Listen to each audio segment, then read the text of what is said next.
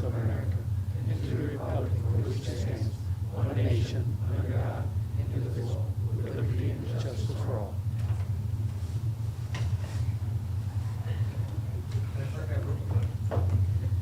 Clerk, have a roll, please.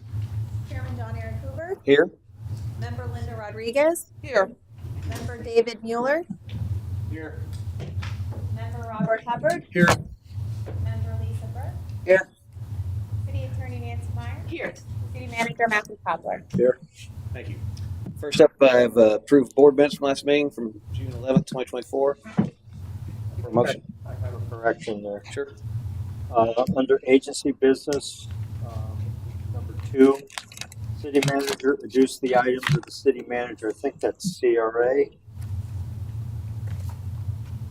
Should be CRA. And were you talking about item number 2, you said? Item 2 on page 5, the second under agency business. Sorry. I think you meant to say CRA, right? Board. Yeah, for the CRA with us. Pretty sure I introduced I think you did. Did you agree with it? Mostly. So, the motion. Motion to approve with that correction. I'll second that. Thank you. Motion and a second. Any further discussion? All in favor, signify by saying aye. Aye. Opposed? Motion carries. Moving right along to comments from the general public. I do not have any signed up, but by show of hands, anybody like to speak? Seeing that, I will bring it back to our next up is comments from the city manager. Any comments from you, ma'am? I just wanted to say that we are working with E. St. John with that issue related to her property, our property that she's approached on.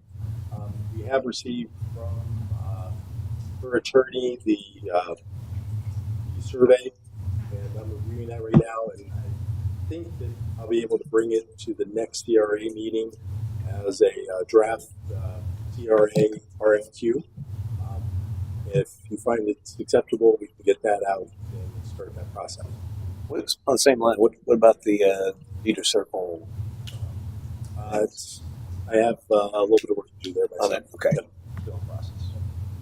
That all? Yeah, and that will be coming to the CRA. Well done. Okay.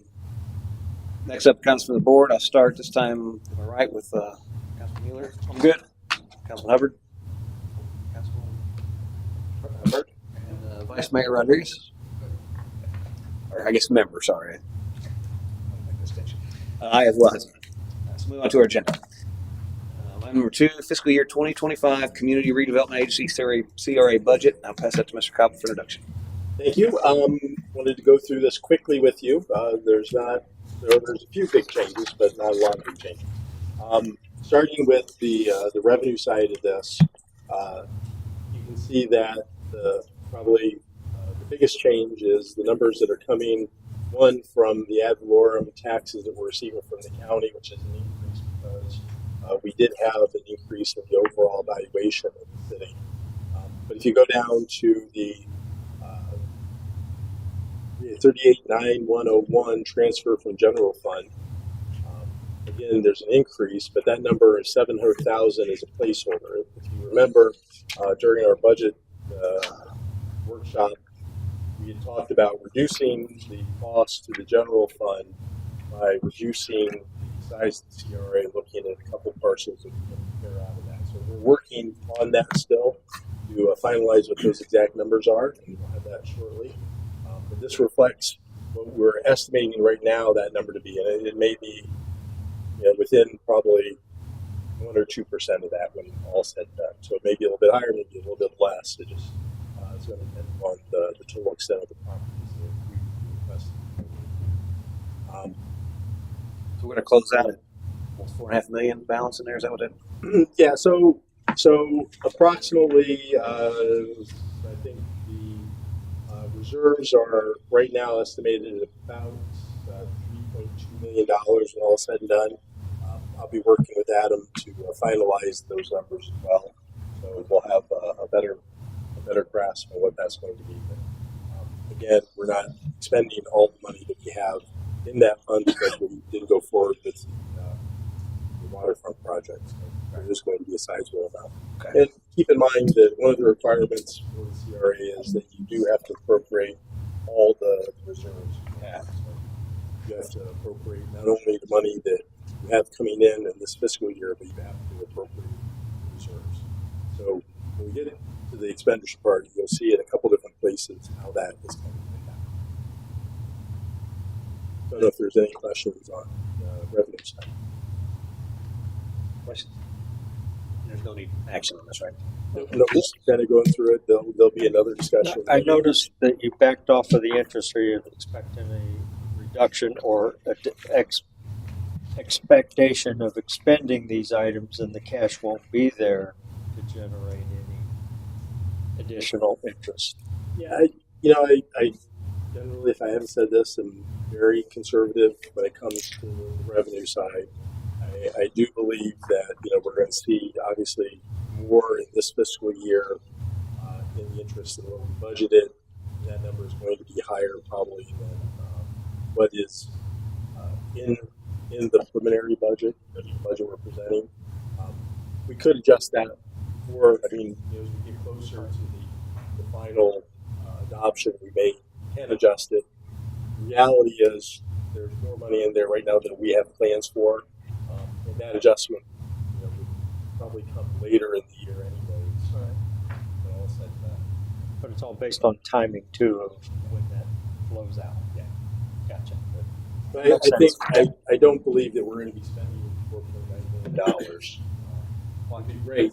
It'd be great, but I don't think we'll have the projects in line to do that. But again, we're moving along. We have to. Any questions? Anyone public got comment? See no hands. I'm right back. Item number 3, community redevelopment. Oh, sorry. I thought you were done. It's the star of the show. I do have to drive to Miami tonight. So go ahead. This is interesting stuff. Yeah.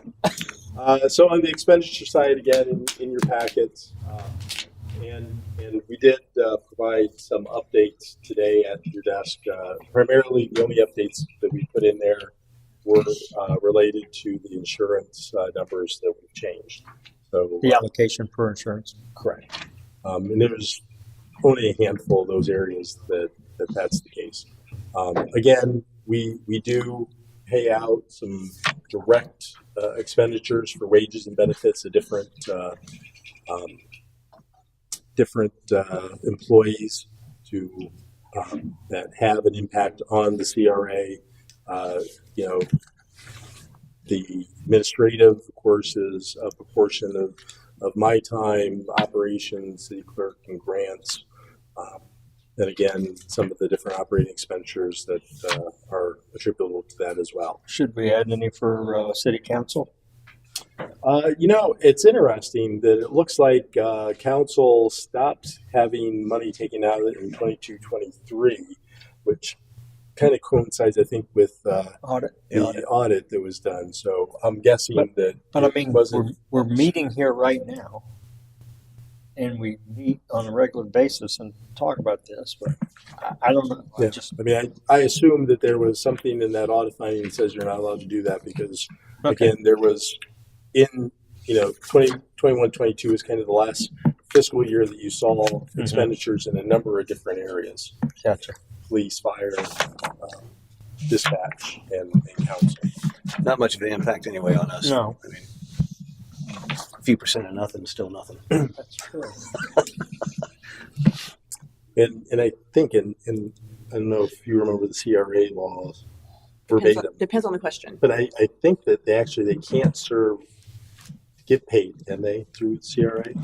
I don't know that it says it isn't, I don't think it addresses it at all. I don't think there's a provision for them to get paid. And that's kind of where my mind went. You're paid as council persons. Right.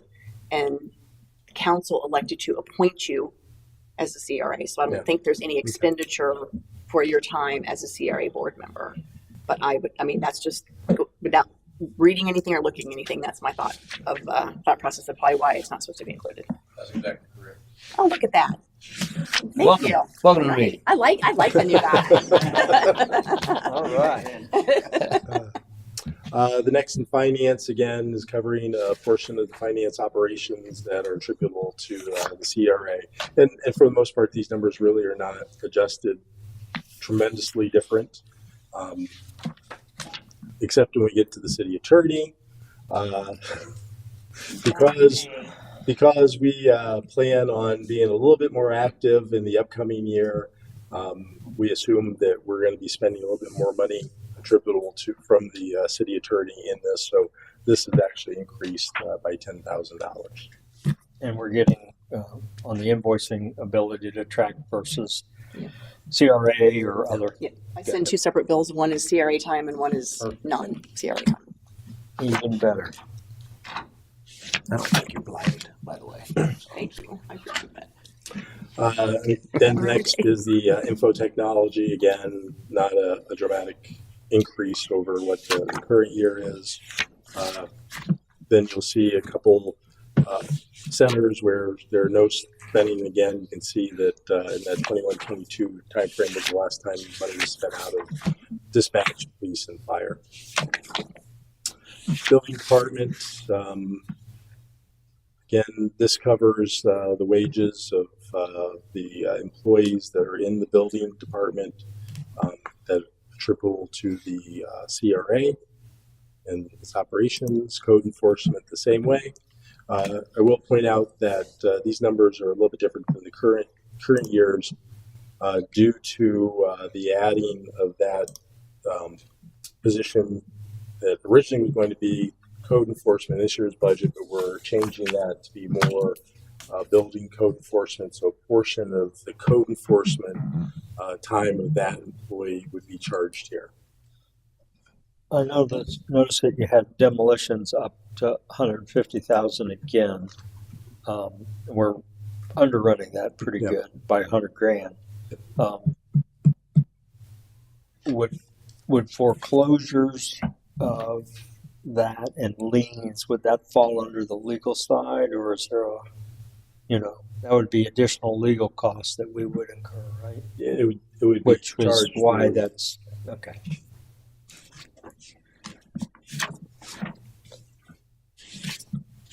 code enforcement, human resources, again, a portion of the human resource specialist time charged to this.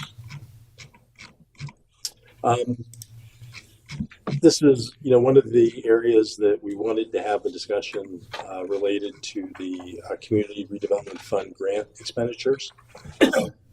Currently, there was $100,000 that was budgeted. It was supposed to be, I think, 50,000 for the residential, 50,000 for commercial.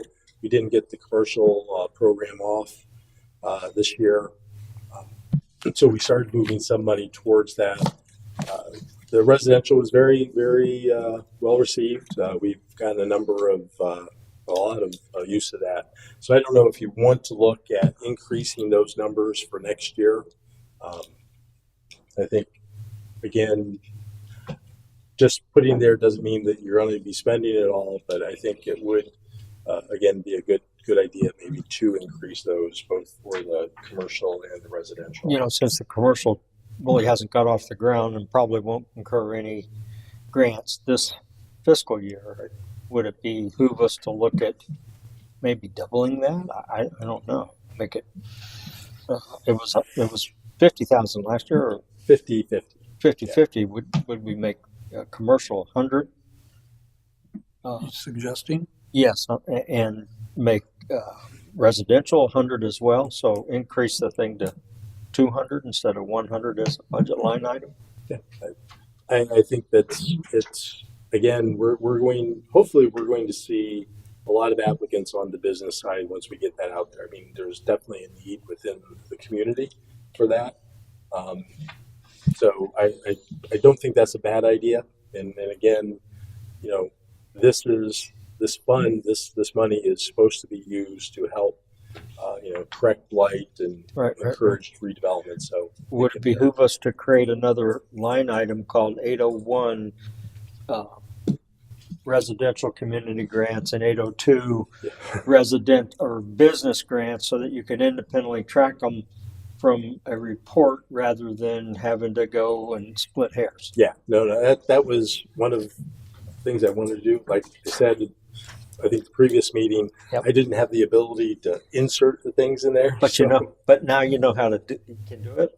No, I don't, but Adam's going to if he doesn't Sweet. already. All right. So do you need a motion or something, or do you we're just looking at guidance? Right Yeah, now, right? I think if there's a consensus to move forward with that kind of concept, we can put that in there, no problem. Why don't we're going to discuss the commercial side of it tonight on an action item? Do you want to talk about that? Because there's, as I was looking at Well, that, that's the form. And well, that's the limits and stuff in there, and there's the grant. That's the process. and it seems to be a little loose on what you can do with that too. So again, might determine what number you want to put in there. That's all I'm saying. I don't know. Well, since they didn't get anything this year, I'm just thinking it would be equitable to ensure that we have some provision for something. But No, I'm not opposed. yeah. Do you need a consensus on that? Yeah, if you could. Do you need the actual numbers or? No, I think right now we'll go with that concept. 100. If that's Any objections to 100 each? Is there an idea of what's in the pipeline? Are we going to make a photo finish at whatever we got, or? know where we stand with the commercial, or excuse me, with the residential? Residential, there's probably, sorry.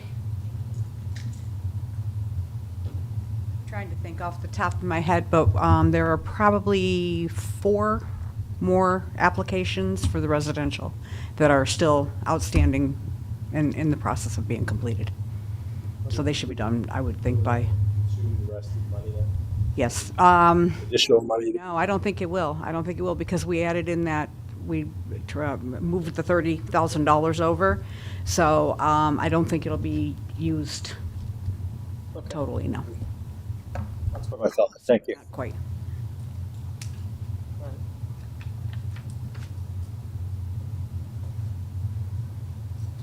In another department that isn't receiving funding anymore, public works department.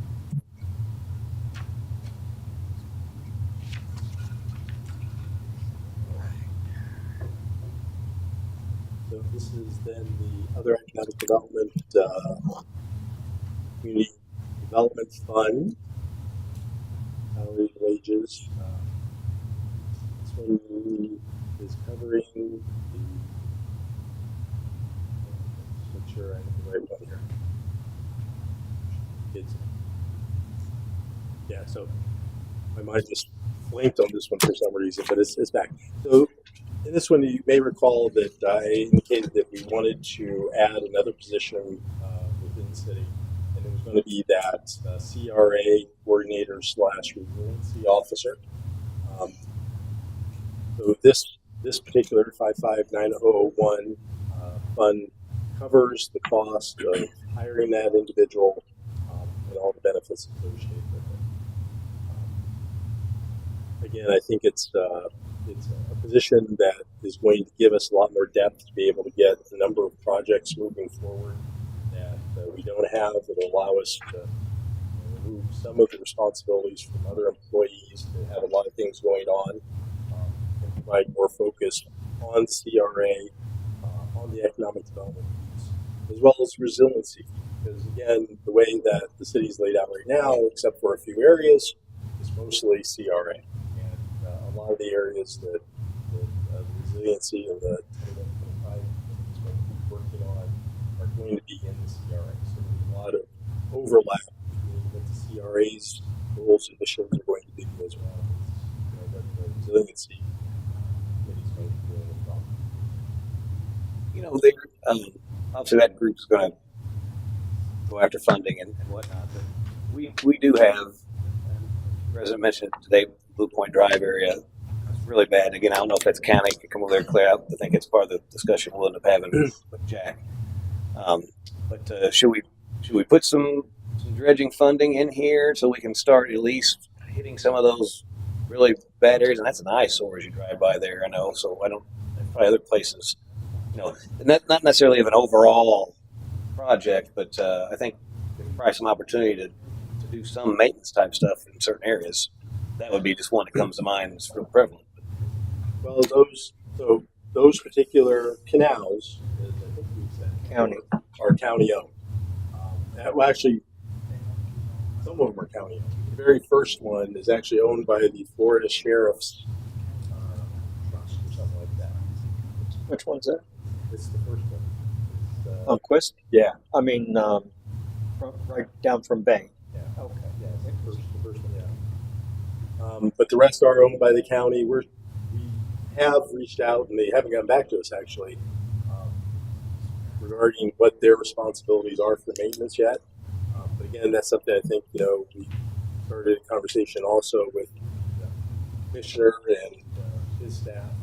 So we hope to get that understanding of whose responsibility really it is. And those being owned by the county, we just don't have the right to go in and do something. We'd have to get their permission as well. So there's a little bit of Another reason, I mean, it's an example, but obviously if that's not owned by us, that's another issue. But think of our police boat lift or whatever that needs probably some dredging around there so that they can get out at any tide would be an example. There's probably other spots in the city where drainage wise we might need to do a little work or something.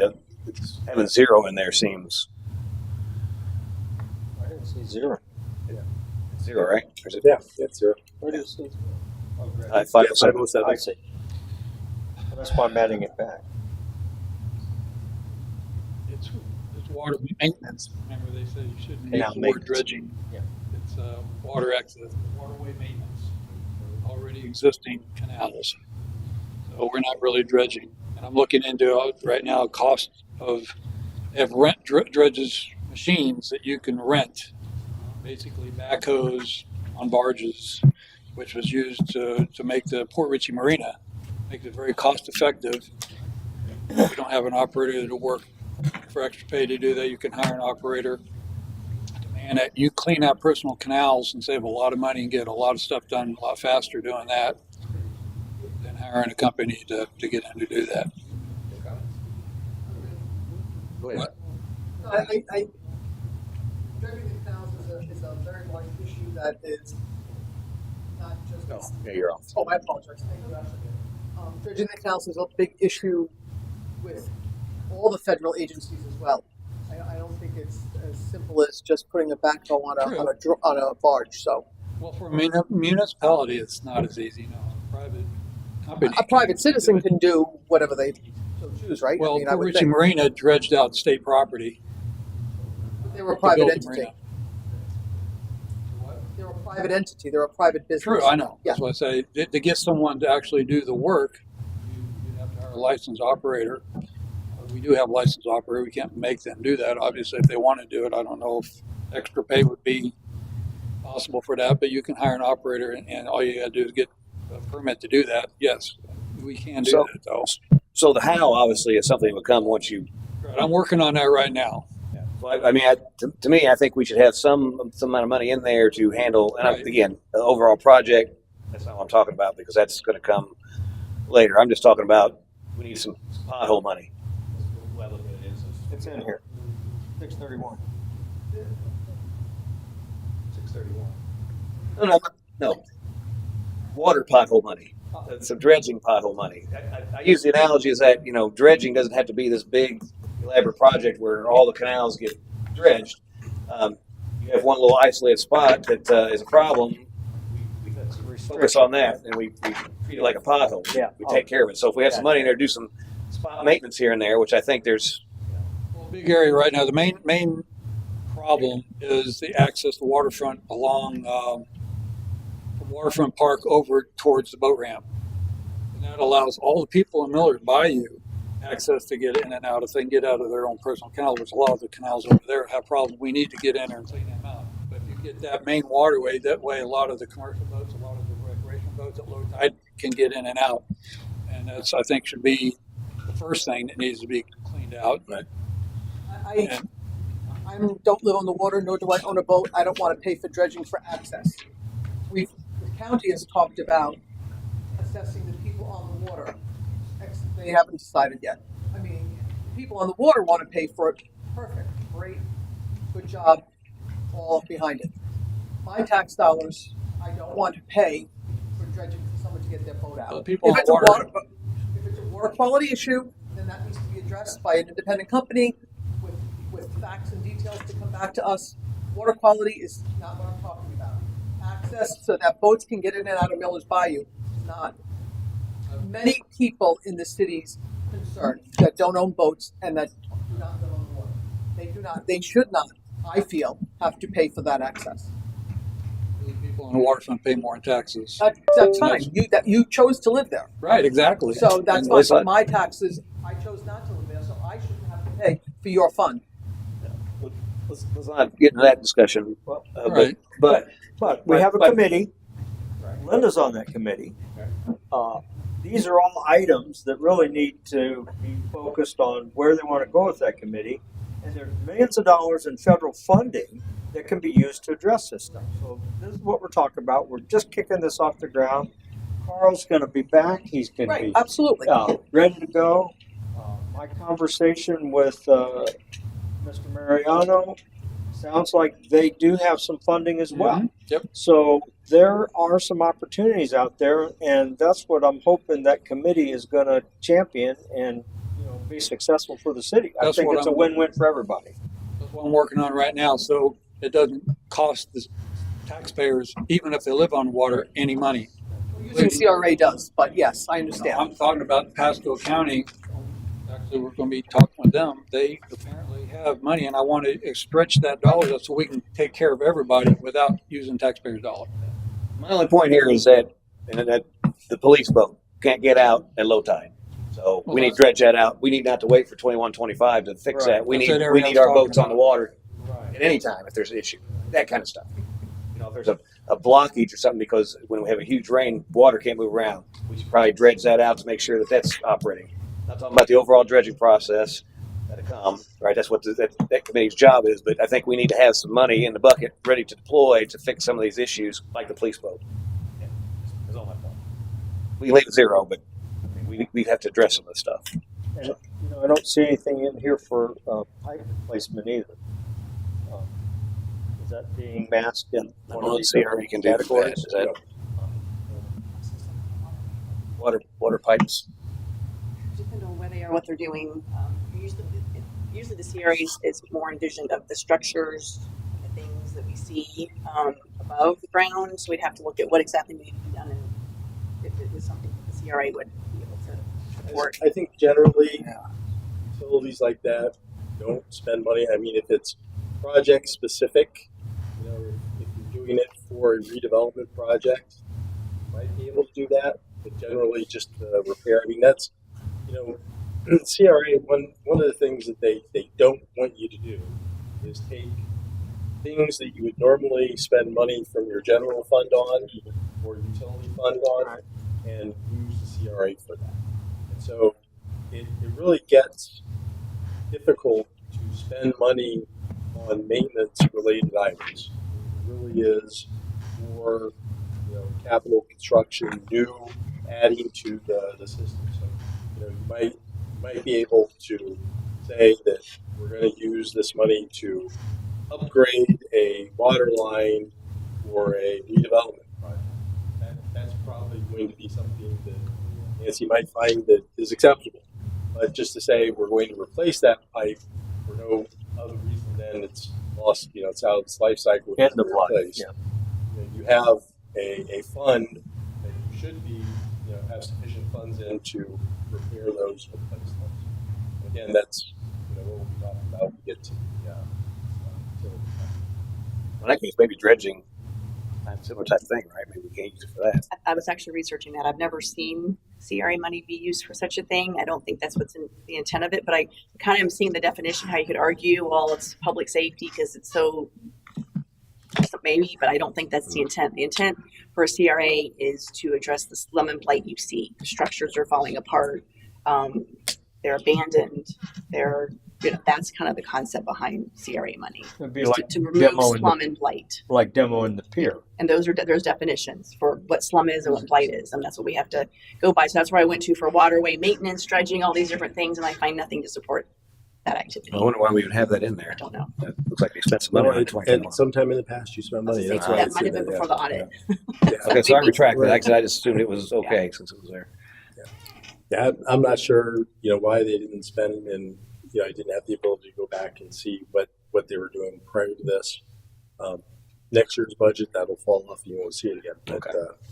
But I think it's going to be difficult, but it's something that we can look at to see if it's acceptable. But I think the way that you're contemplating the use is really falls into that. It's maintenance type of concept that probably wouldn't be acceptable.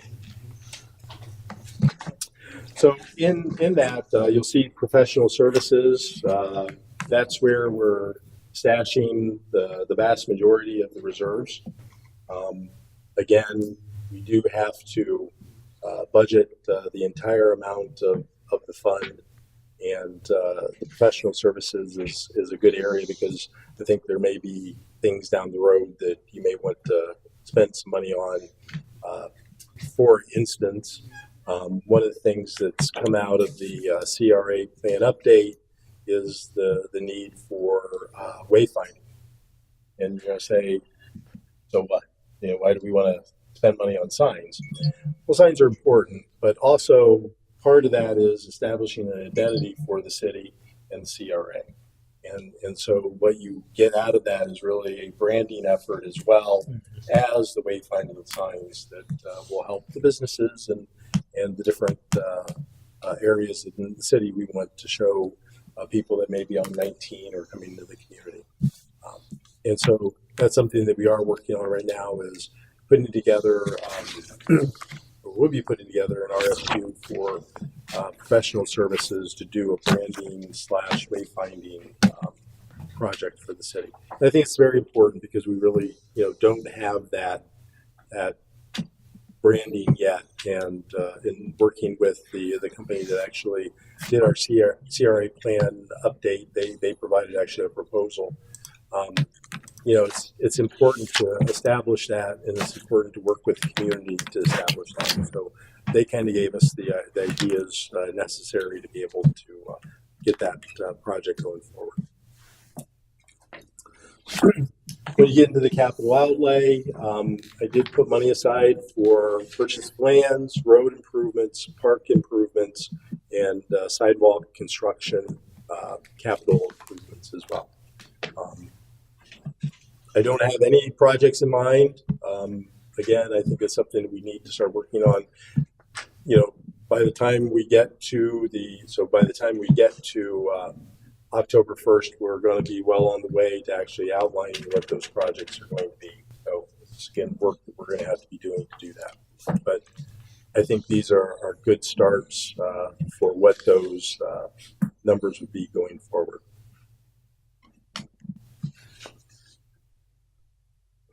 And then the last under contingencies, besides actually not having anything in reserve contingencies, and I think that again, the way that we put the cap or the reserves into the professional services, that really makes it a moot point to put it there. But is the other part are the interfund transfers will go into the general fund from this for those things that aren't captured in those other direct cost line items. And that's $4.9 million. That's not really good. Yeah, it moves fast. Yeah, it does. Any questions? Okay, I'll go back to public. Any comment? You sure? Good. Okay, I bring it back. Next up is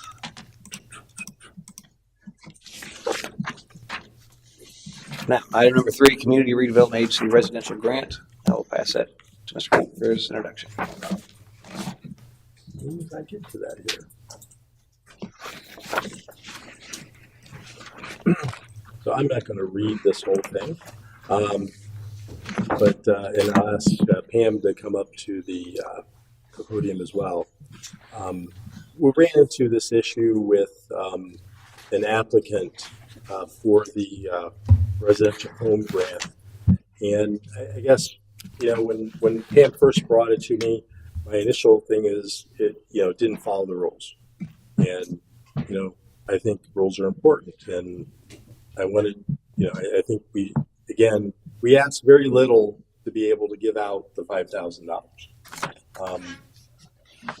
As I thought about it a little bit more, I really don't know how you guys would feel about this. You may feel that, what the inflection was so insignificant that maybe it would be okay to do this. So I really wanted to get your input on this. Like I said, from my perspective, I think the rules are pretty clear, and as long as we did what we're supposed to do in terms of letting them know what their responsibilities are, we didn't have the obligation. But thinking that it possibly could be appealed to you in some way, shape, or form at a meeting, I'd rather be out in front than behind on this. And so I wanted to bring you on board with that decision before we get back to the resident on what to do. And I don't know if you want to give maybe a little bit of background on specifics of the application and what happened. This particular resident came in and requested an application for the program. I talked with him about the application, the requirements of the application, and he went home and filled it out and got the 3 required quotes, sent them to me via email, and I responded back because the application was not complete. The contractor information page was completely blank. So I sent him an email and I asked him specifically which one of the contractors he wanted to use, and I told him that I would need all of the information about the contractor, his license and all that, and plus the information page needed to be signed by the contractor and notarized. I also told him that none of this work could be started until the packet was completed. That was back in May.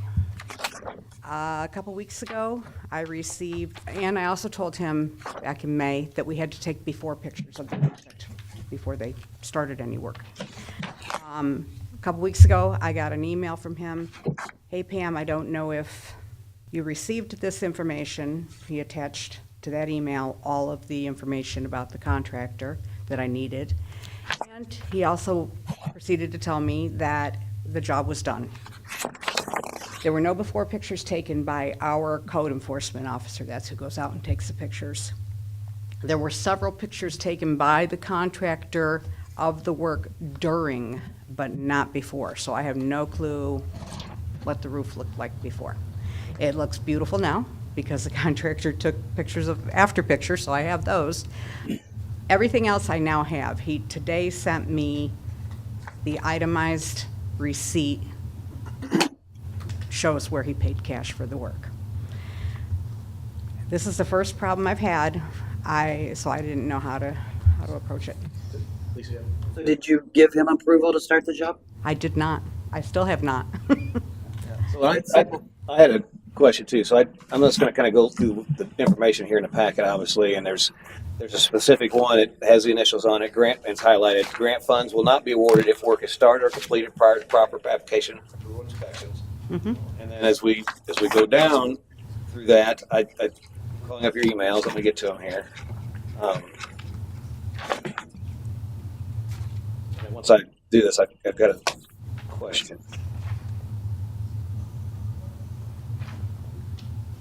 I went a little too far. Here we go. So I see that you sent out on May 29, 2024.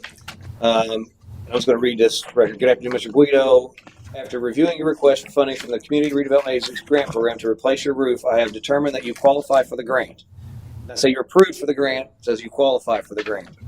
However, I do need a couple of items from you before we can move forward. One is Brad McDonald, the contractor you've chosen, and 2, the contractor will need to complete the contractor information page that is located in the application package and have it notarized. You will need to sign and have this page notarized as well. And then you go on to state, once I receive this information, the contractor can proceed with obtaining a permit for the work. Once the permit is required, I will schedule an appointment with you or a code enforcement officer to come to your residence to take before pictures. If you have any questions, feel free to contact me. Thank you, Pamela Lynch. So in that email, you basically said that once they have this, they can proceed not with the work, but obtaining the permit for the work. And then once that, there's additional thing, the pictures and whatnot. And the response that was returned on Friday, May 31st, and I commend you on the email because it's very detailed in what the ask was and what was needed. Turned around and said, Pamela, yes, I want to use McDonald. I will get the rest filled out. Wayne. And then on down, I see the email was attached Friday, August 2nd that says, Pamela, I'm not sure if this ever got back to you. The attached has Brad McDonald's information for the grant. Also, they completed my roof on 8/2/24. I'm waiting on the inspection and mitigation report. Thank you, Wayne. And so my question is what I see here in the packet is very succinct messaging to inform Mr. Guido of what was needed, and there's a big gap there of a couple months where there was nothing here, and then it comes back. We see that the job's been completed, and so I guess the question is, what I'm seeing here, it appears that the city did due diligence in here, and that there was no mistakes made by staff. And so that's what I want to clarify in your opinion and deal with this. Was there anything? Was there maybe been phone conversations or whatever? Was there anything outside of what we see here that would cause us to be in some kind of error in our administration of the process? No, I did not have any phone conversations with him at all between May 29th and August 2nd. Gotcha. There was no contact whatsoever. The last thing that I had heard from him, like you said, on May 31st, was he would get the rest of the information. I never got it. Yeah. And obviously and I empathize obviously with the situation, but the reality is, and I see if we go back that staff is making a recommendation that we consider giving a one-time exception to this. If I could ask, why would staff recommend that? I don't know. No particular reason. I guess I just, I don't want, this is the first problem I've run into with all of the applications. And that's the problem here. If you do it once, then you pretty much got it. You've set a precedent to do it once, and so why it's unfortunate that that this is the case. I mean, we were clear on what the process was. It was an application, emailed back and forth. They just jumped the gun, and unfortunately, where we're at. So, and I also get your opinion on this as well. I agree with everything that's been said. I think the handbook explains the process. The emails explain the process. There is nothing in the handbook that allows for an exception. There's nothing like this. I agree. If something was misstated or misinformation was provided, that might be a different conversation. That does not appear to have happened. And I think if you deviate from what's in your handbook, the way it was written for one person, then everyone's going to push that. So if you want an exception, if you want some kind of ability for that to happen, that's something you can include. But as it's written now, and what we see is that information was clearly provided. That would be against what your handbook says. You would not be following the rules you set forth. Question? No more of a statement. As somebody who has used this program and attempted to use this program, I also used it for my roof, was successful.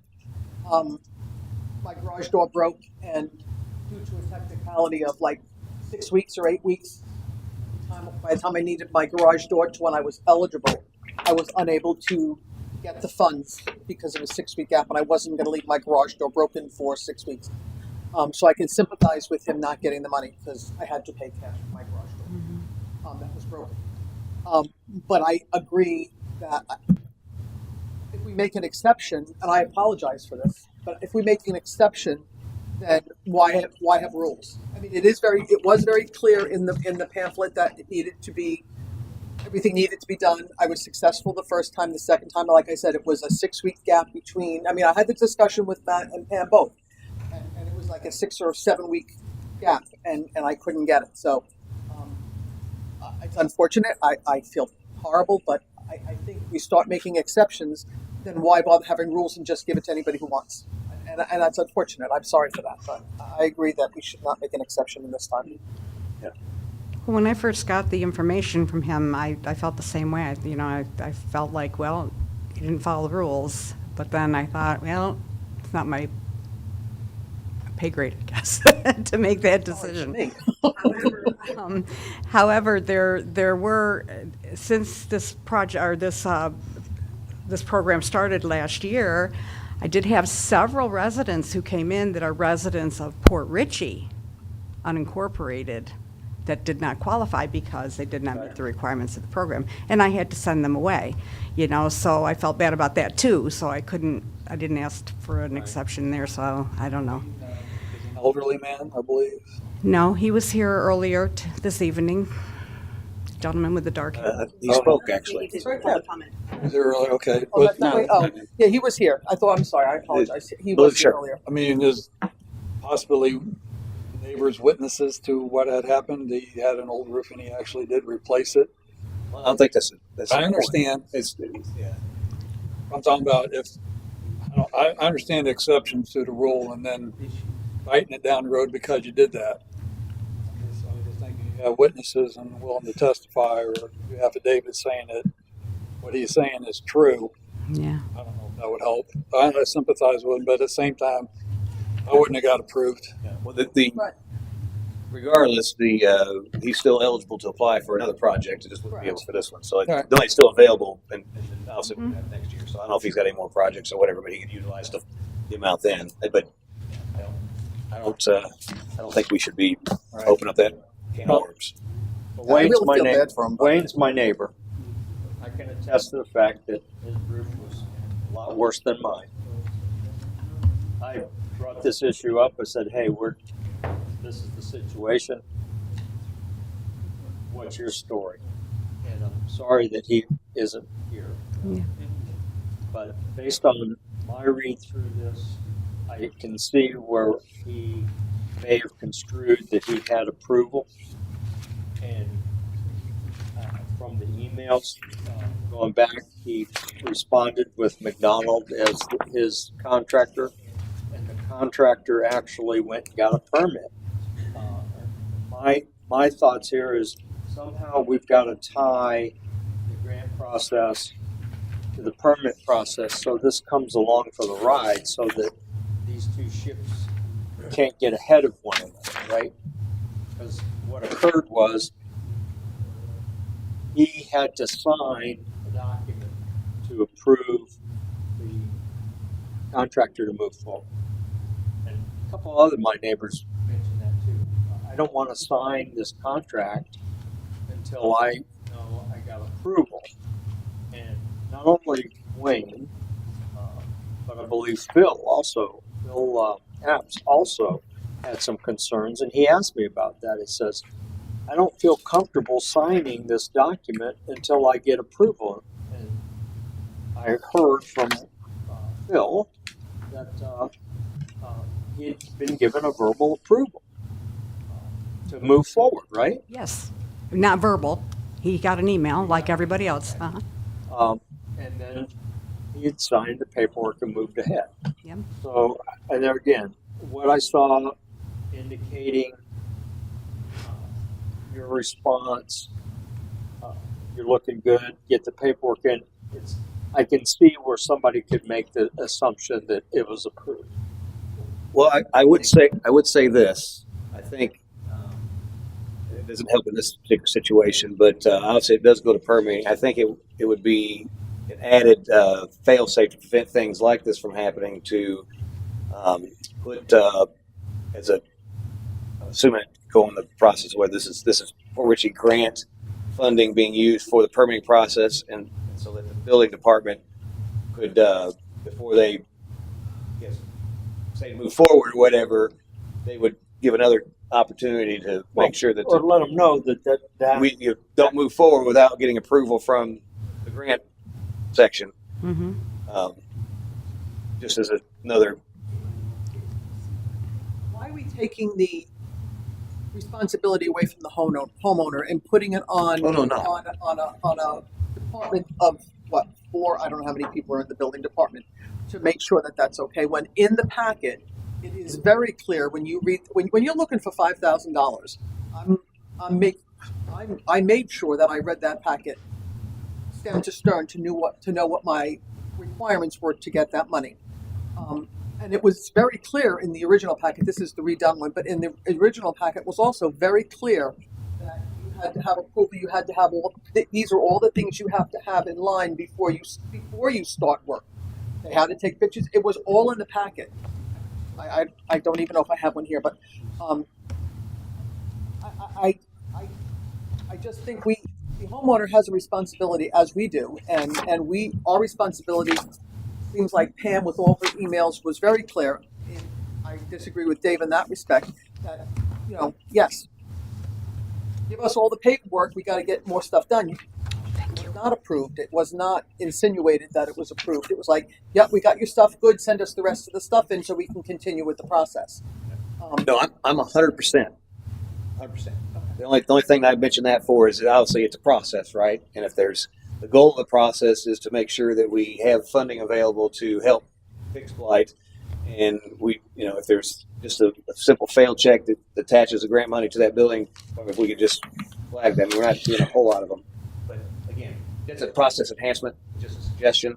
Obviously, it doesn't help in this particular case, but 100%. If you're going for $5,000, you better dot your I's, cross your T's. Totally on board with that. But if there's anything we can do just to prevent something like this from happening, that's good customer service. Well, and on that part, I think the extra step or two might eliminate what would just happened here, and it might make it easier on her too. We can make it easier on her and the homeowner, not burden them, but maybe better communication somehow. That's something that maybe she could suggest. Yeah, and that's a good point, Bob. A lot of times as you go through projects and stuff, you have a lessons learned type thing. This is opportunity lessons learned on the grant process. Make some suggestions on how we can prevent stuff like this from happening. Right.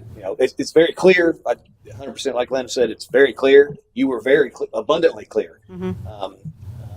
But any way we can tweak a process so we don't have to deny somebody $5,000 I thought they were getting it. That's Well, I know on the other side, if you flip the coin, if I send in a packet that has a blank page, well. DEP or anybody else asking for money, they're going to say incomplete application, and they're going to say nope.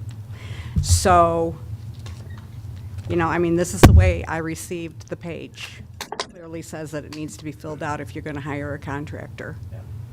So, but yeah, it's up to you guys. Let me ask a question. I see on page 29 where it says 529, send email requesting contractor information. Is this the same contractor information that was filed with the permit? No, I don't know what the permit requires. Building handles that, so I don't know. In my mind, I know they have to provide this information to get a building permit, is where I'm coming from. It's a certificate of liability and a building permit on 614, which was after this. The contractor sent this information to get a building permit. So it's on file in the building with the building permit. And that's where I was talking about tying this process together, because here's the thing. If he sent that to the contractor, and then the contractor knows the process to get a building permit, this is all the stuff that's on a building permit. So I can see where some of this could be confusing. Lisa? But everybody that goes to get a building permit hasn't applied for one of these. So the building department's not going to pick that up No, because it's totally separate. I get that, but the document that she is asking for is sitting in the system with the building. But that's not the only problem with this process. That's not the only problem. But with I'm this sure she process. doesn't go check to see have they pulled a permit, have they not, have I they know. pulled one. It's not her job. Well, I want to go down a rabbit hole here, obviously. So there's obviously an opportunity to potentially look at a process. But that's fair. Why I was suggesting pulling that in. One further question. This page on 29, which is the grant application checklist, this I don't recall. Is this in the packet? Or is That this is- your work paper? that is my work paper. I gave you everything I had. Part of the process change was include this in the packet, Checklist. the checklist? Well, there's also in the packet, are there. I mean, that's a process change that maybe will help because it's got on there, notarized copy of the owner or contractor, stamp application. It's got each, copy of final inspection, pictures before and after. So maybe that's a process change that we can improve in the future. okay? Well, page 2 of the application is All that. I don't remember. is a page that says some of that, but clearly on the bottom where he initials says it will not be awarded if the work is started or completed before, Oh, in this yeah, the very bottom of the page, that's the one. Page 31. this page? Yes. Okay. Mm-hmm. He initialed it, so Initialed all of it. that's true. Good deal. Okay. Any more discussion? So I need a motion to deny Yes. or motion to approve the exception.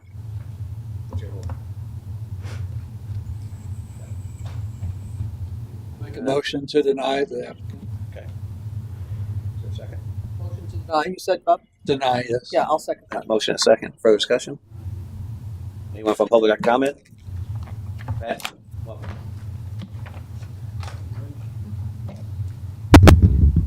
Pat Rogers, 4838 Sunset Boulevard.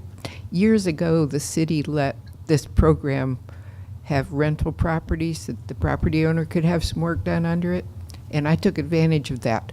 But I had to follow every rule, and I think the addition of a sentence at the bottom in bold print that you must complete all of this before you start the property or you're not approved, just something that people who go through and just, okay, don't pay attention to what they're doing, because I don't see any reason why you should pay for something when somebody doesn't follow the guidelines that are plainly stated. So, a little bold print helps that, maybe. Thanks, Pat. Thank you. Anyone else? Okay. Seeing all, then I'll bring it back to vote. All in favor, signify by saying aye. Aye. Aye. Opposed? Nay. Motion carries. Next up is item number 4, Community Redevelopment Agency Commercial Grant. I'll pass it to Mr. Copperfield. So we've been working on putting together the commercial grant program for the board's consideration. What you have attached would be provide assistance to buildings, business owners, to enhance expansion opportunity for new venues and to the retention of our existing commerce in the city. Program proposed to provide a matching grant up to $10,000 for single-unit business owners and up to $20,000 to multi-unit, 3+ unit business owners. Types of projects that will be eligible funding. See a long list there. The business owner must meet several requirements to qualify for the program, including being in the jurisdiction of the city CRA, having current taxes and utility payments, having no outstanding liens, the business being conducted as a conforming use going to either a single unit or a multi-unit. I also had to have a funding is available one time to a single property within a 24-month period. Okay, so I alluded this before. So as I was looking through this, there's a lot of stuff on here from a commercial aspect that's not eligible on the residential side. One would be replace ceilings and floors, and there was additional new construction to an existing structure for expansion.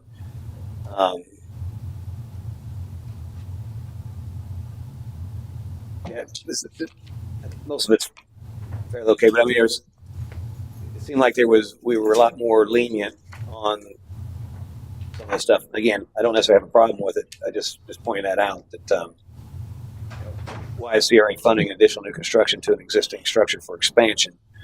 I don't know. What's your question? Well, it just seems that the eligible projects, there's a lot more ability not to be fixing blights in the side of it. Right. So part of Replace ceilings and floors, you only see those. I mean, you get part of it though is to encourage the business to grow and expand And in redevelop. the city. So there is a redevelopment component to the commercial side. okay. Where Residential. residential is mainly Gotcha. mainly exterior. Residential is mainly exterior. Yeah. But now, when you go Yeah. into commercial, Public's now you're going in talking- there. Now you're talking about the inside. And I'm okay with that. Not, Just not as a residential was inside. Was it? no. Well, the only thing that Lucy was there talked about stairs and stuff, but it was, I think, speaking from that. Yeah, but Or that's outside, right. stairs. So, It didn't necessarily specify so outside. with this, with commercial, it has interior. That makes sense. That's why we would want to have a little bit And more. again, when you're looking at bringing businesses into buildings, there is a cost to get it up to the standards necessary for that business to be successful. And again, um, from an economic development standpoint, if you can give money towards those costs, so they can possibly spend their money on advertising, enhancing the selections, do the things that again help them be successful. That's kind of what these type of fundings are supposed to be for. Now, in my mind, I guess you see these maybe in two different actual grant programs.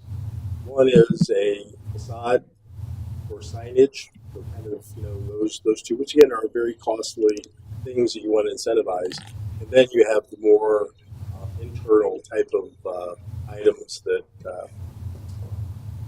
and generally you see probably more being put towards the architectural, the facade, and the signage, because those things are obviously more apparent and tend to be things that people don't spend the money on when they're trying to get a business going. So I think that's another consideration if you want, is to actually split this into two different types of grants, one towards facades / signs, the other towards more of the internal type of work. And this one goes up to, looks like $20,000 for multi-unit. Because this, this is new. This Right. is something we've never done before. I don't know if the city's ever done it. They have done Okay. it in the past with Oh. commercial. I Say think we have done it.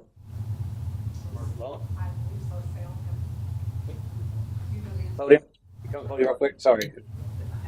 Or stop at that mic there if you want. for commercial. Have we done business commercial before? Maybe in the beginning, maybe, but I'm not 100% sure. It's been a very long time. I know it was done. I might have been done like when the program first started, and then there was conflict with the council to just stick with residential. But I'd have to look and see when that was done. But I'm thinking that it was an original concept to do commercial and residential. And then the council at the time wanted to stick with residents, just residents getting it, because they didn't want everything going to commercial businesses. So it went back and forth, but it's been a very long time since the program first started. Well, so I guess this document we're looking at here is this totally brand new written, or did we use something from the past? I mean, Yeah, I resurrected 3 brochures and combined them into one document, as opposed to having 3 separate grants for facade, signage, interior. I took all 3 of them and matched them to what our CRA plan says. gotcha. Does Newport Richie do? I think they do a business.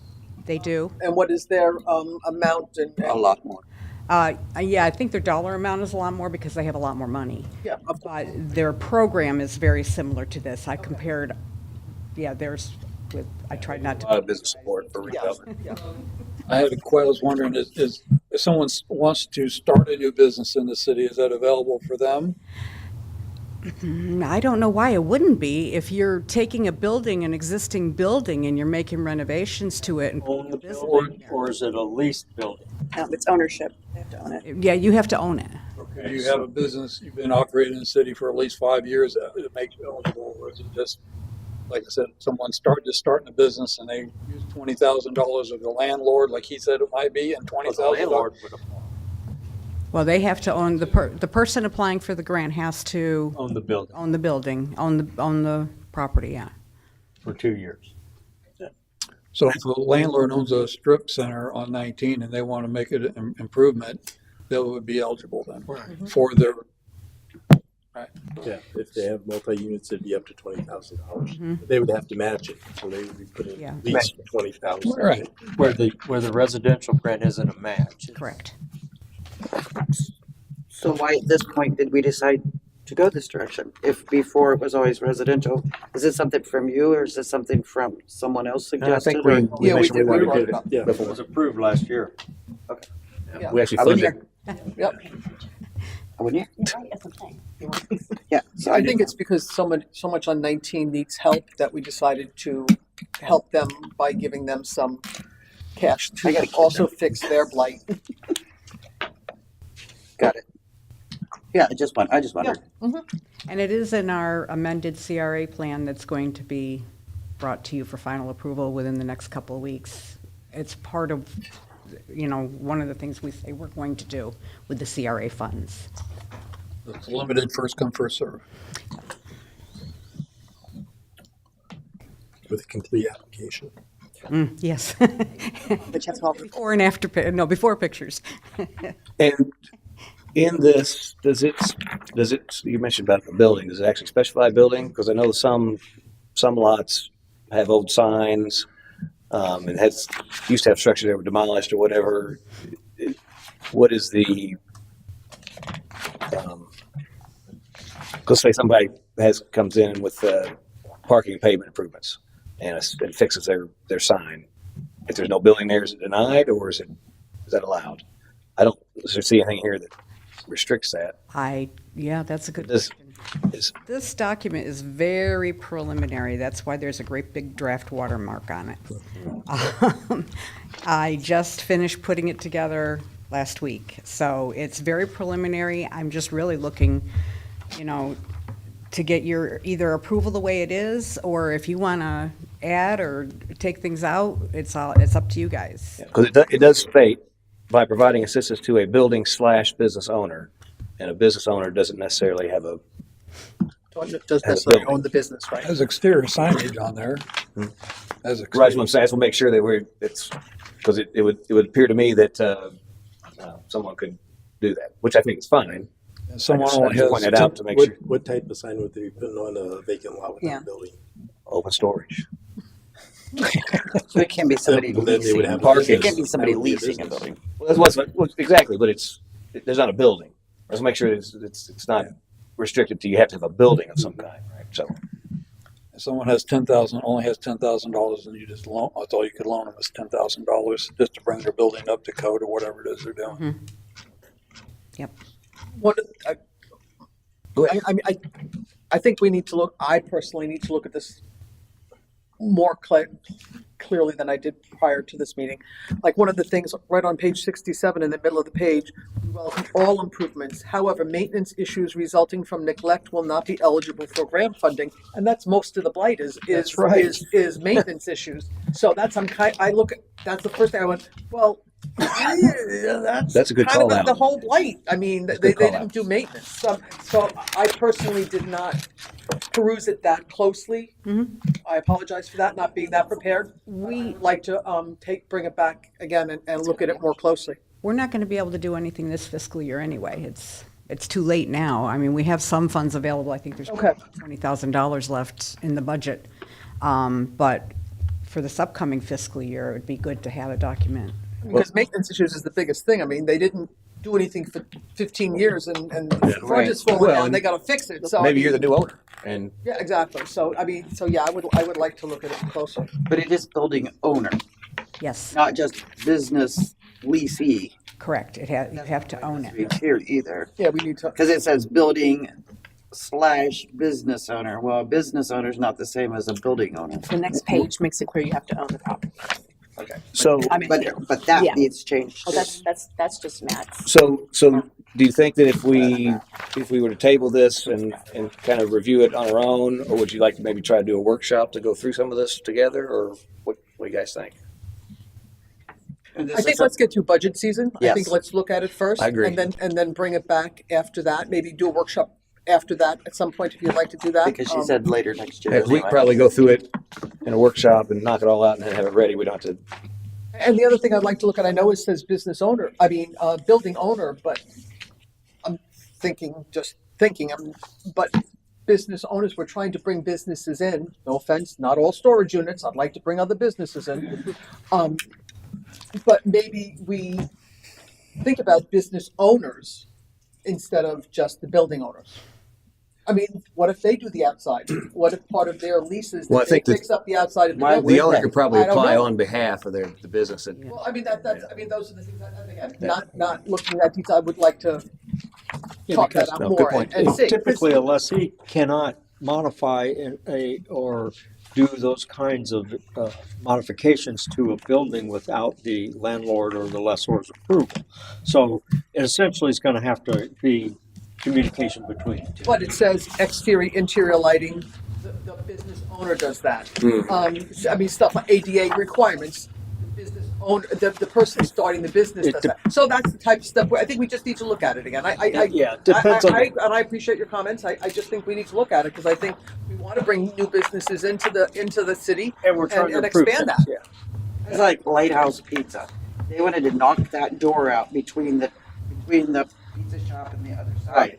And they couldn't do that because they couldn't get the permit because They they were the weren't the owner. lessee, not the owner. And then it was a long process before that ever happened. So yeah, let's do this. I guess it's okay with tabling this until we can get through budget. We'll go through this. There was no action requested us. Bring it forward. Yeah, no, it's good. because Council had asked to get this moving. Thanks for putting this together. Good starting point. idea. too. It is a good starting point. Thank you, Pam. And then what was the thought I had on it? I would suggest maybe not waiting until after. I mean, I would suggest maybe individually you take a look at this and provide to us, the changes that you think need to be made, because I think, you pointed out a number of consistency issues that we need to go through and correct within the document. But if there's, specific things that you think we need to add to it or subtract from it, let us know what those are. And we can start doing this, because what I'd be afraid of is that we get to October 1st, then we start working on this and we lose, a couple months of time when people could be using it. So that being said, it sounds like we're not going to be able to use the 20,000 I think we got this. Should we go ahead and move that over to residential to see if there's anybody to use it before the end of the fiscal year? We have 20,000 left bucketed for commercial. Also, not able to be tapped. So should we go ahead and move that 20,000 over to see if maybe nobody uses that, but go ahead and put it in residential, make it available? Any objections to that?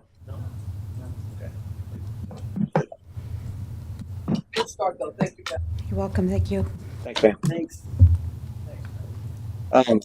Last up, old business. Any old business discussion? Done that already. We had consensus. Yeah, I think we need to do something more formal. You can make a motion. Let's just make a motion. You make me safe? Okay. Yeah, we want to make Ashley happy. Let's make a motion. Probably gonna It's fun. Is that what you said? We did. Oh, a fun, resolution last time. 20,000. I don't know if we, 20,000. Oh, what's that? I'm sorry. I don't think it was just to move it from one account to the other. We did a motion to reimburse, there's something with the county that we did. Can we look at that? Yeah. I was planning on the DD John issue, having another meeting on the 27th. So if we just hold on that, let me check, make sure that we do it the right way. Well, there's no hurt in doing a motion. The only thing is, if we wait, if we run out of money, that could pack it in. Well, In 2 weeks, we're going to bring you a resolution if one is necessary. yeah. And if not, yeah. we'll have the I mean, motion. what Pam had suggested was that there's still money left. You don't have enough. I mean, you're not up against no. So I mean, we have money. Okay. So we have time. Okay. I just, again, these things I'd like to do the right way. I just want to make sure. Okay. You may be right when all said and done. I'll say that. But let me just check. I'd be happy to pause the meeting and let you sing Is he in that too? She's getting do a little ditty over there if you'd like.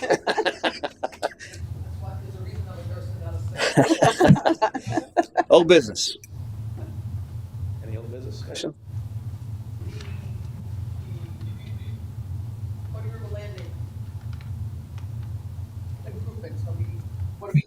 on here and we didn't get any, well, you know, I mean, I understand, none of y'all want that, and I get that, I've heard that. But some of the comments, like from the business owners down there, we didn't do anything. Their businesses are, Eric specifically, Sojan, said, you know, you didn't do anything down here and it's a slum, and don't bring your kids down here after 9 o'clock. And that's because everything I've been saying for 3 and 4 years, that you can't walk down here, it's not safe. So, what's the plan? We spent all this money. What's the plan? What are we doing? We haven't spent. As I said, but we have, We spent tried- money. have it Oh, we- allocated, but we haven't we spent We it. tried to spent money. spend the money. We have spent a lot of money on the plans and stuff with theirs. So we spent a lot and a lot more. Exactly. We have spent the money, but we haven't got anybody to bid on the project. I'm asking. So the difficulty in making the decision what to do is the unknown of what the development is going to come in. Because what we don't want to do now is spend good money after bad money in terms of what we were planning on doing. Again, we were planning on putting water lines in that probably did not meet the standards we have right now. We're going to just upsize them a little bit, but not meet what the current requirements are of potential development. So, from that perspective, I don't think we should be going too quickly to put new water lines in certain areas because what size are we going to need? I hate to put a line in there, only you have to rip it out, put a new line in there. As it relates to the roadways and sidewalks, I think, again, the difficulty is not knowing what's happening on the northern part of the waterfront area. I think the southern part is pretty easy. I mean, that's not going to change, at least for a while. So I think that's where I would be looking at what our plans were to see what can be saved and taken from that and put towards new, sidewalk and roadway concept in that area. So even if But the development, that's going to require engineering. even if the development gets approved, and believe everything gets approved and it goes, we're looking at 2 years before that development is done. So those businesses that are already down there have to sit with that slum and blight of the roads and no lighting and no sidewalks, no safety for the residents for 2 years because we're waiting on a potential development. I don't think that's fair to the residents that already are down there. Bob, do you have a comment? Yeah, I see our point. I see both your points. We're in that situation, but there's some things that we can and we need to do regardless of what happens down there. And I've talked to you about the water main that runs under the river to Limestone in that waterfront area. We know that Port Richey Marina is going to upgrade their property and develop that. They want to take over the water and sewage on their property. We need to move that water line over the bridge and connect it to Limestone, regardless of what happens, because we could be losing, like I said, dumping water, fresh water in the river. I think you and Sal and Daryl could get an engineer to get an estimate on getting that done, and that'd be a big improvement for whatever we need to do. It's got to be done, and lights can be put in by Duke Energy on poles down there existing. I think lighting. I mean, it'd be nice to put New Orleans or Mardi Gras some kind of. We've already had it all picked out already in the past, absolutely. We are going to probably redo the roads there to make it more accessible for the people. And is that going to interfere with? Are they going to have to be ripped out after spending all that money? I don't know. That's something that we need to discuss. But I agree. Something should be done in the interim. The cautious thing to do here is obviously wait and see what happens. Again, whatever happens to this developer and what they're asking for, how that shakes out. And obviously they want to develop much more than just that. They want to develop the whole waterfront. So in reality, we don't really know the landscape of what's going to be down there. I mean, we know what we plan for, right? That's one thing. But we don't want to move forward on that, knowing that it might be a total. We don't want to throw $2.5 million or whatever the last number is. Probably more than that once it gets bid out, but which I think was part of the problem is they said it was going to be much higher than what was originally planned. So let's just say $3 million. We don't want to throw $3 million on the ground and it all get tore up, and that's $3 million that we don't have to put somewhere else. So, and I totally get your point, and I think we're kind of in that situation right now where we kind of need to see what happens, and if that falls through, then I think we reevaluate. Do we push forward with our original plan? But with that kind of being out there, we need to wait and see what happens. I just feel bad for the I do too. businesses that are down there Yeah, I because do they're, I mean, it's been said here that they're not making money. Well, why could you can't walk? You're going to break your ankle. That would be a great lawsuit. Good luck with that one because we didn't provide safety for them. We didn't provide safe roads for them. We didn't provide lighting for them to walk on, nor did we provide sidewalks for them. Yeah, and That's a great idea. Well, lighting is, I think, a simple, that would help down that area, Chief, wouldn't it, lighting? I think, like you do, you could put on existing poles. we can do some lighting probably. I think we should look forward, look into getting that done soon. I mean, we can move forward on that. That's not gonna hurt us no matter what happens down there. And like I said, changing that water main isn't gonna hurt either. It needs to be done. It's gonna have to get done. We might as well just do it. Depending on what size we need, I guess. Would be the question. Well, he's talking about the line going under the river. That's a big one. My limestone pier, yeah. Which do you ever find out if that's even active or not? Is that I don't think we have an answer to that. Sorry, what was that? the line going in the river on Bridge Street? That's what we're talking about. Street to limestone. Is that an active line? Yes, absolutely. We could be losing a lot of water in the river. Fresh water. It's decades old and it needs to be replaced. It's always been an active line. I'd heard something that we wasn't sure if it was something. Well, we were supposed to be taking it out to where exactly it crosses there. That's what we The location, I guess, is influx. That's what we don't know. Right. Exactly. Okay. But there's a very active line, I guess. So I guess we're not doing anything with Cody River Landing. We're just going to leave it be, right? That's the consensus. No, I don't think that's. Well, I thought. I mean, we're waiting for the development, so we're waiting. Well, we should have some. I mean, it could very potentially be at the end of September. We would know that it's going forward to some degree. I didn't know not that. going forward. I didn't know any of that. So It's been announced on the properties noticed. I'm sorry. The properties noticed out there. Matter of fact, we had one meeting with planning and zoning. I think that the newest scheduled potential is planning and zoning is going to meet out on the 10th, and then we would possibly take it He's up. shaking his head. Oh, let's push back again. can't, yeah, we can't What is it? So we're looking, what day? 17 to 6. 17 to 6.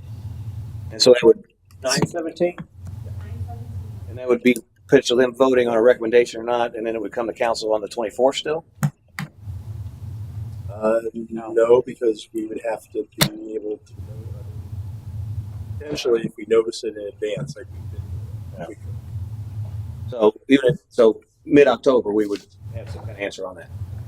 Okay, so when I watched the P's, I apologize for this. Sure. These questions. So when I watched the P&Z, one of the things was the audience thought it was a voting meeting, but the dais said it wasn't. It was the 17th now a voting meeting, or it could be a voting meeting. It potentially could be a voting meeting. I don't know. They go always table, right? It would But be the plan would be noticed as a public hearing. Right, And again, and they could choose to vote or not. We can't control what you do. Right, that's fine. But they could choose to vote or not. Yes. Okay, so that's the choice. It's not actually a voting meeting. They can choose not to. Yeah, they have the opportunity to Right, vote that. and so that's why I'm saying it out loud, because I want them to know so that you all don't have to deal with that again.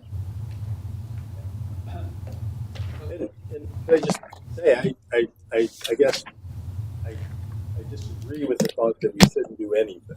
I think we need to do something.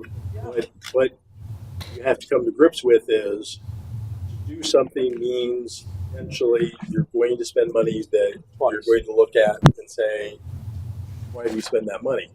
But again, what I said earlier is that the southern side of the more riverfront side of the waterfront, those are really not going to be impacted tremendously by early phases of that development. And I think that's where I would be looking to see, from a water perspective, do we have the right size line going into the waterfront area? We've asked the engineering firm to do some analysis of that, to say, here's what that development potential is. Can we get water from, the water plant to there, and there could be improvements that we need to do there. Again, that's utility side. On the road and sidewalk side, again, look at that now. You know, we have to think well in advance of anything we do. You know, there's again the rebirth of the underpass of the boardwalk underpass of the bridge, and you know, if we can get that done and we have it come out in a certain area, then we need to make sure we have sidewalks that convey people from that area, you know, where we need to go. And so it's a little bit difficult because we don't know if that's going to happen, and that may be a decision point of where, you know, the sidewalks on this side of the road or that side of the road. As it relates to the side or to the roadway, especially there, not knowing what the state's going to require for any development that would occur there, that roadway there may be a different, you know, may have a different direction. It may be one way, a different way. We don't know. Or it could be two ways. We don't know. And so that again would be a different project than just replacing that road. So we have to. I think there's things we can do, but I don't know how risk averse you are in spending that money, because I think, you know, a total redo of that area is not 2 years away. It's a lot further away. And that's my concern, is because it's we've been waiting for 20 years for that to get redone. It's always, when was the last time that road was paved? When was the last time we did any improvements down there? Never. I mean, and there are viable businesses down there that we're trying to not have close. I mean, and we can wait. At some point, we gotta pull the trigger and do something. We can wait forever. We can keep going and say, well, you know, this could happen next year or this could happen the year after, and we're still in the same boat as waiting. And our residents deserve. We all pay taxes, and we deserve to have an area. We're trying to get a golf cart crossing to cross there. Yeah, I think we move forward on that. No. But my point is, who's going to want to go down there when it looks like that? It's not very inviting. We have to make it inviting, and we as a council, we can hurry up and wait, and that's what we're doing. I feel like I've been fighting for this for over almost 4 years, and I have the original binder that was given to me by Jenny Sorrell that's 20 years old, that they've been trying to do something, and nothing has been done. Fort Ritchie is known for not doing anything. Hurry up and do nothing. We've not accomplished it. We need to accomplish something and not wait for somebody else.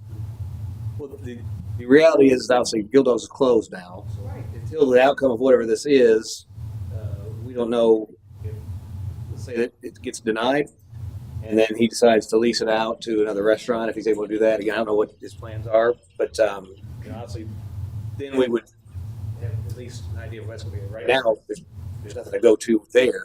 Seaside just closed this weekend. Again, so I don't know if you do that or not, but yeah, Seaside closed this weekend. So now that whole side is closed. And so, again, is the reason they're closed because of infrastructure? That may play a part of it. The density is all I hear from the business owners is we don't have the density to support these things. And, you know, with the lawsuits that you have to put up with, and they're not making enough money to cover all that and make money. So it's better to close the doors. So that's what we're seeing.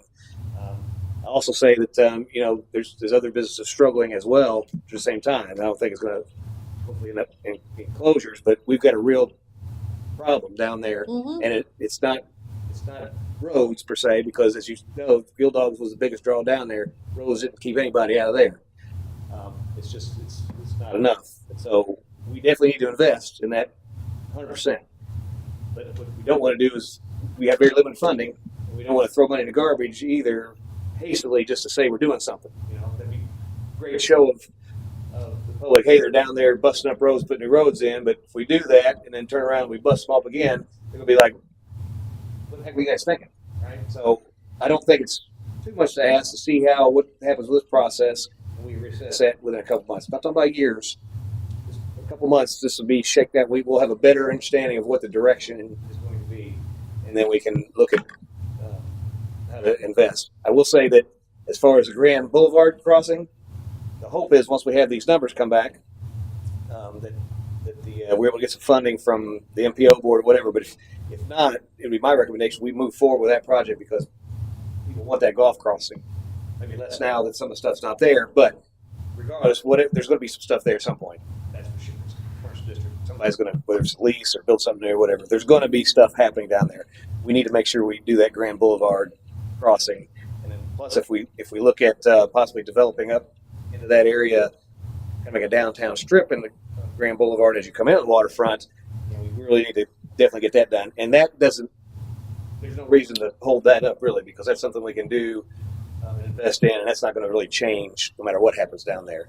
Again, as Matt brought up about the underpass, they're really pushing to get that back up on the top of the NPO list for sure. And that's something we would need to invest, obviously, to connect sidewalks and stuff to get it on there. Again, that's something Catches isn't going anywhere. Nothing's really going to change there. We can invest some money there. Lighting, lighting is somewhat easy. We have to do temporary lighting or trying to get it lit up down there, put stuff on poles. Duke Energy. You can shift them around. No, right, exactly. But still, there's things we can do from a lighting perspective. By all means, if we got patch stuff that we need to put down on the roads down there, I think we do that for sure. Do we want to totally replace? No, but we don't want to leave potholes and stuff either. So we can spend some money there that's minimal to try to help the area until we get a better footing. Well, would it be too much to upgrade? We're working on sewer systems now. We're lining them right now. We're in the process of doing that right now, aren't we? Sewer systems. Area now. Not in that area. So putting sidewalks in it would be good. We should replace the water lines, upgrade them to possible development, whatever they needed to be, as well as the sewer systems. Because once you start doing the roads and the sidewalks, you have to tear them up to replace those pipes. So if you do that now, no matter what you do, at least those have been upgraded. Yeah, if we know that that's ahead of the game on that. Yeah, I'm all for spending whatever money we need to do to build that infrastructure up down there. Right. Again, as long as we're pretty solid that we're not doing it too small. We're not doing it in the right place. On the development down there, then we can move on sidewalks and permanent lighting. Once we know where we can put that in a couple months, we can start doing that. But I don't know why we haven't started on upgrading the water lines to whatever the potential could be on that area. Until we get through this process, we don't really know what the potential can be. Because right now we're at a density of 15 down there in the waterfront over the district, 18 everywhere else. They're talking about in the plan they want 60 and 900 for the area. So that change the dynamic of whatever size the water pipes would be. So that's then we can upgrade it to that. Why would we spend extra money to upgrade to that if that's not going to be what our density going forward is? So we really need to make the decision of what kind of density we're going to allow down there, which we should relatively soon find that answer out. And at that point, then I think we can start deploying that. I don't think we're far from that decision. What gets built or whatever is a total other issue. Again, I know you guys have probably seen this, but this initial ask, there's probably some folks in the public that don't understand the process. What this ask is, very succinctly, is one, to create an area, which includes the WOD and the old trailer park lot, into a sub area. That's step one, create that area. Within that area, they have 60 acres, 60 units per acre limit, but 900 for the whole area. So 25, I think, plus acres down there. So if you take 60 times that, 1,500. So they're capping it at 900 in the request, right? And so if that or something lower than that or whatever comes out of that process, then we'll have an idea of what could potentially go in there, whether it goes in there or not. But that's what we would allow. Another part of that initial ask is the sub area, the actual density numbers, and then the final thing is how to access those. Doesn't guarantee anybody gets any of those numbers, right? It's you got to have at least 5 acres. And you come to the PUD process to put a plan together, and those show the details. How I'm going to put mixed-use commercial here, this, and then we have all that at this density. And all we're doing this first round is creating a density bank, an area bank that can be accessed, and it gives us the ability to negotiate as a city of what we want there within that stipulations. They can say, we want to build this. We can have up to 60. Well, we don't want 60 here. We want 40. We'll give you 40, but in exchange for getting 40, we want a boardwalk going along. We have the ability to negotiate these different public access spaces within that process, but we don't have anything to negotiate with right now, which is what this is trying to establish. So once we establish that, then we can start talking about all the stuff that could potentially be there. But we need to settle on what that density bank is, and that will give us the idea of what we need from infrastructure perspective, which staff is going through now and saying, water-wise, what we need, police, fire, to accommodate whatever that potential number is. Not that potential never ever gets achieved. All that's negotiation with whoever comes to the table to potentially grab those. Make sense? And so that's why it's important we don't go putting water pipes in until we know what those changes are going to be. Well, then If we they can't- stay 18, And 15, well, then we know. we can still fix the boat ramp though. We can patch that up. We could always improve the park for sure, because the park's going to be a park. That's Well, a great point, matter of fact. Right. It's that's not going anywhere. We're putting sunshades. Yeah. How's that going? We're still. I move to adjourn. Sorry. And Somebody has to get up at 6 o'clock and go to work in the morning. yeah, I've got to drive 4.5 hours as well. So, I second. okay, motion second. All in favor, say by saying aye. Aye. Meeting adjourned.